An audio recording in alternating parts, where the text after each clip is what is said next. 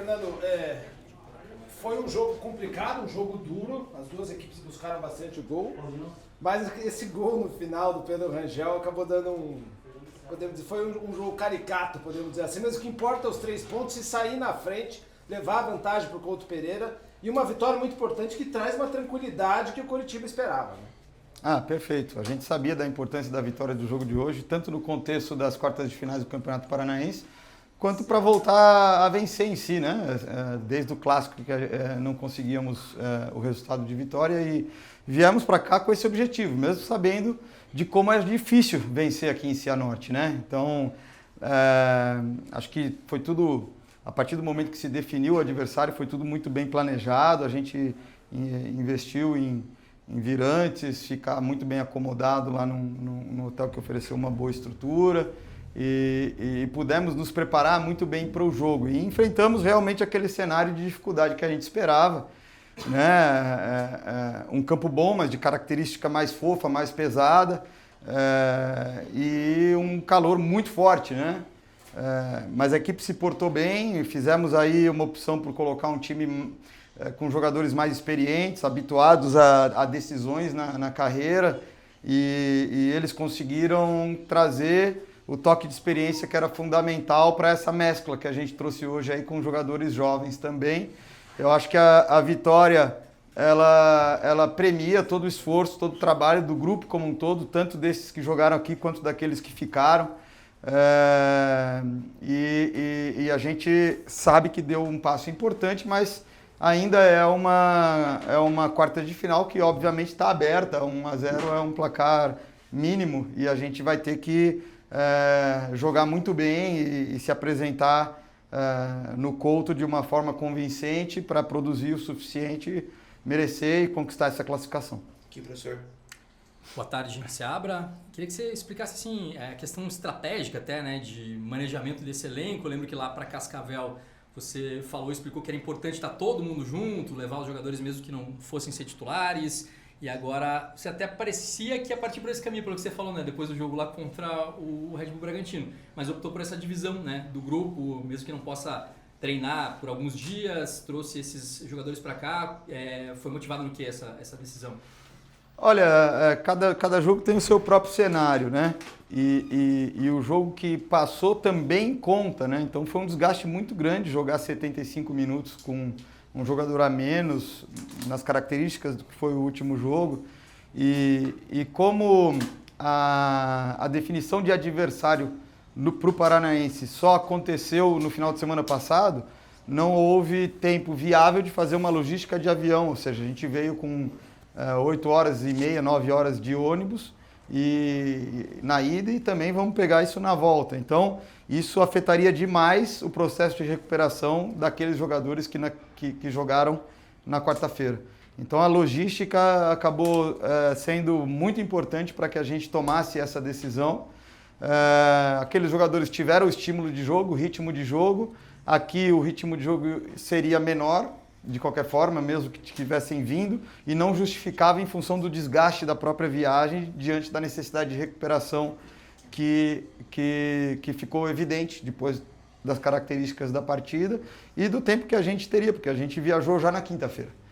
Então, foi algo que acabou sendo decisivo para essa nossa tomada de decisão. Professor. Seabra, você vem repetindo após as partidas a evolução jogo a jogo. Eu queria saber, depois de um mês de trabalho, 7 partidas, se eu não me engano, sob o teu comando, como que você avalia se o Coritiba está num estágio que você considera ok para esse tempo de trabalho? Olha, é um tempo de trabalho ainda muito curto, porque na verdade a gente teve uma pré-temporada de 11 dias e começamos a fazer jogo a cada 3, 4 dias. Quando você faz jogo a cada 3, 4 dias, você para de treinar. A alternância de equipe também é para garantir treino, né? Então esses jogadores que ficaram, eles estão no processo de recuperação, mas hoje, por exemplo, eles já fizeram um treino de verdade lá aquisitivo, que eles não teriam se eles tivessem vindo para cá. Então a gente está tentando, num momento em que o ano está começando, dar ritmo de jogo e treino e tentar nivelar o elenco como um todo. é um mês de trabalho, mas a gente teve jogador que se apresentou dia 27, jogador que se apresentou dia 2, jogador que chegou dia 8, jogador que chegou dia 12, jogador que chegou dia 15, e a gente virou o ano só com 11 jogadores. Então eu gostaria hoje, claro, de estar com uma coisa muito mais redonda, mas a própria característica do ano, apresentando essa forma como os jogadores estão chegando aos poucos, né? Também dificulta esse cenário e a gente tem que ter, eu estou tendo que ter paciência até com o próprio desenvolvimento do nosso jogo. E aí a gente tem que pensar, por exemplo, o time que jogou hoje em relação ao time que jogou em Cascavel. Eu achei que o jogo de hoje, em relação ao Cascavel, ele foi mais constante, ele foi mais consistente já. Agora vamos ver o time que vai jogar contra o Cruzeiro e em relação ao jogo que foi contra o Red Bull. Então, não necessariamente será o mesmo que iniciou contra o Red Bull, mas são jogadores que vão estar um pouco mais descansados do que os que jogaram hoje. Eventualmente a gente pode fazer uma mescla também. Até porque tem uma necessidade, né? O Josué está suspenso, tá certo não? Mas nesse momento que a gente está usando 2 competições para dar ritmo de jogo para todos os jogadores, também a gente não está trabalhando só um time, né? Então, são vários ângulos que a gente tem que ter para fazer essa pergunta. Não é um mês de trabalho com todo mundo tendo iniciado junto e fazendo todos os jogos. Então, eu entendo o conteúdo da sua pergunta, eu acho que é importante, eu estou sempre de olho. Quero que essa evolução aconteça o mais rápido possível, porque são pontos importantes nos 2 campeonatos, mas é a complexidade e o desafio do cenário que a gente está vivendo hoje. Seabra, a novidade hoje podemos dizer que foi o esquema com 3 zagueiros, né? Queria que você falasse um pouquinho, treina, o jogo é jogo, a sua visão desse esquema hoje, né, na partida contra o Cianorte, e se vai ser uma tendência nos próximos jogos do Coritiba. Olha, na verdade, hoje a gente vinha com uma mescla de jogadores muito experientes e jogadores muito jovens. Por se tratar de um mata-mata, um jogo decisivo, num cenário fora de casa, muito mais do que a estrutura, era optar pela experiência dos jogadores. E diante da experiência, a gente tinha 3 zagueiros já muito rodados, experimentados, e eles foram para campo. A gente tinha preparado um cenário tanto para defender com 3 zagueiros, como para defender com 4, e em função de como veio a escalação do adversário, eram 3 zagueiros no campo, mas a gente defendeu com linha de 4, porque eles colocaram 2 centroavantes e usaram 2 pontas. Então, a gente veio com, independente da escalação, a gente veio preparado para os possíveis cenários daquilo que a gente poderia encontrar, daquilo que o Cianorte poderia propor, né? E sim, aí sim, em fase de construção, até para eles estarem mais à vontade, a gente acabou usando os 3 zagueiros mesmo para construir, mas muito mais um cenário específico desse jogo e da circunstância da formatação de relação de elenco para essa viagem. Seabra, boa tarde, Thaís do Globo Esporte. Aproveitando a tua deixa de logística e de agenda do time, quinta-feira tem Cruzeiro, você poupou os jogadores para deixar esse time titular para um melhor resultado contra o Cruzeiro, para não acontecer o que aconteceu na estreia. Como que está a preparação para esse jogo que vem logo aí, dia 5? Olha, eu acho que na estreia, na verdade, a gente... se diz em relação a resultado, porque em relação à competitividade a equipe conseguiu com um jogador a menos competir, né?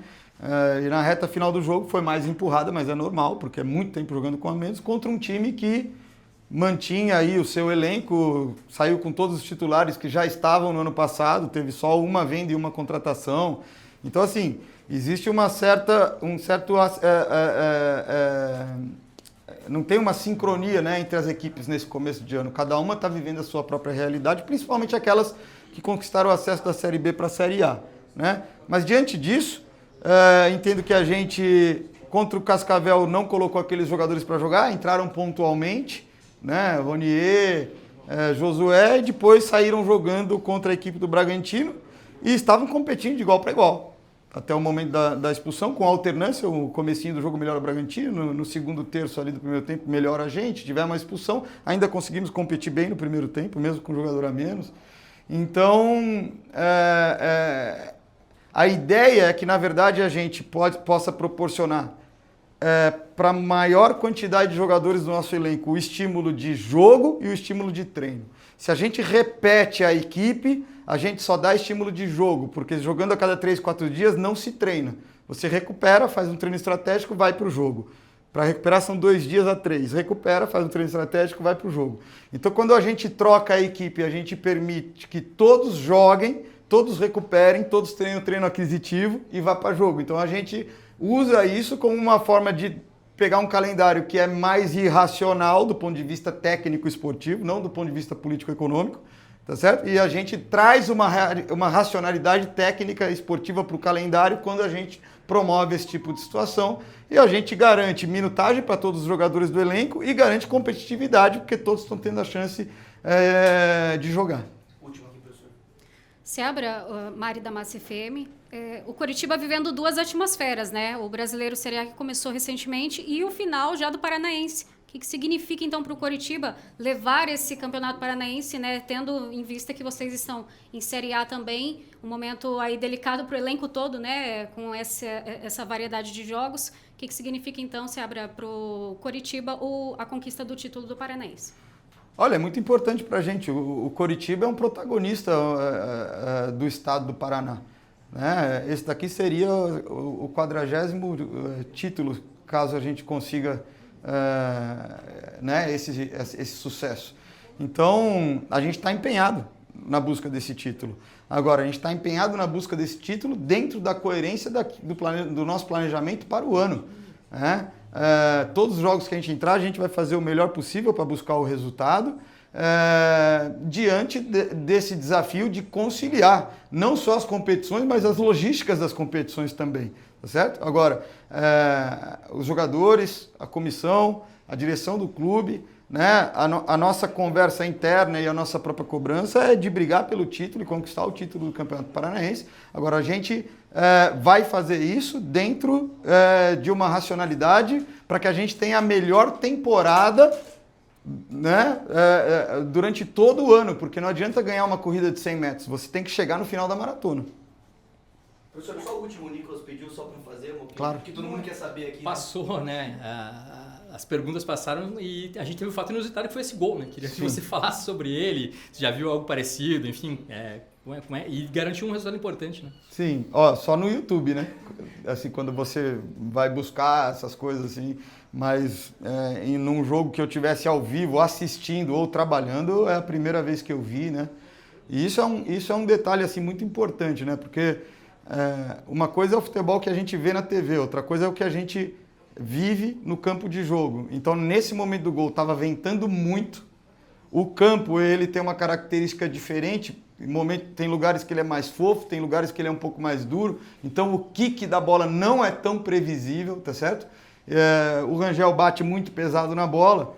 E aí, acho que essas condições criaram a dificuldade que acabou surpreendendo o goleiro, né? Então, quando você está no ar-condicionado, tomando um refrigerante ou uma gelada na sua casa, é muito fácil julgar, mas quando você está inserido no ambiente de jogo, você sabe que tem elementos, às vezes tem o sol no rosto, quer dizer, tudo são fatores que podem pesar num lance desse. A gente fica feliz pela vitória, a gente trabalha para isso, tá certo? Isso faz parte do jogo. Mas ao mesmo tempo a gente tem empatia e sente pelo goleiro adversário também, que claro que trabalha para ter outro tipo de sucesso nesse tipo de situação. Fez uma baita defesa num chute do Brian, que o kick da bola foi diferente também, né? Poderia ter saído o gol ali, ele foi decisivo a favor naquele momento e teve a infelicidade nesse lance.